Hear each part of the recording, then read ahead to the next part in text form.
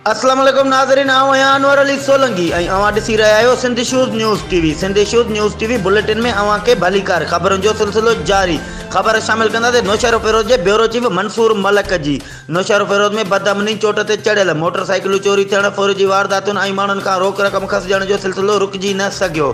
सहाफ़ी क़ासिम इसरान जे घर मां बकरियूं चोरी थियण, सहाफ़ी मुश्ताक मरीअ जे बैटरी का हथियारबंदनि पारां ॾींहं ॾिठे जो मोटरसाइकिल फुर ऐं मोबाइल फ़ोन फुर थियण ख़िलाफ़ प्रेस क्लब नौशहरो फीरोज जे कलम दड़नि तरफ़ां पुलिस जी नाअहली ऐं चोरियुनि वापसी न थियण ते एहतजाजी मुज़ाहिरो कयो वियो, जंहिंजी अॻुवाणी प्रेस क्लब जे सीनियर नायब सदर यूनुस राजपर, सागर यूसुफ मंगी, खादम मरी, मोहम्मद क़ासिम इसरान, मसरूर चांडियो, गुलाम मुस्तफ़ा तगर, माजिद मेमुन, सुहेल अहमद राजपर, खादम सियाल, महर विस्तड़ो ऐं ॿिया करे रहिया हुआ। उन मौक़े ते सहाफ़ियुनि जो चवणु हो त 2 महीना गुज़री वञण बावजूदि पुलिस द्वारा इनखे गिरफ़्तार नाहे कयो, न ई फुर थियल रोक रक़म ऐं मोटरसाइकिल वापसि कराई आहे, जॾहिं त कुझु अरसो अॻु सहाफ़ी क़ासिम इसरान खां पिणु रोक रक़म फुर ऐं ताज़ो ई संदसि ॻोठु ख़ुदा बख़्श मां राति जो वक़्तु भलोड़ लखें रुपयनि जी मालियत जूं बकरियूं चोरी थी वयूं, जॾहिं त सहाफ़ी मुश्ताक मरी, अली नवाज़ सोलंकीअ जो फुरथियल गाॾियूं पिणु वापसि न थियूं आहिनि। उन खां अलावा सुहेल अहमद राजपर, शाहिद चना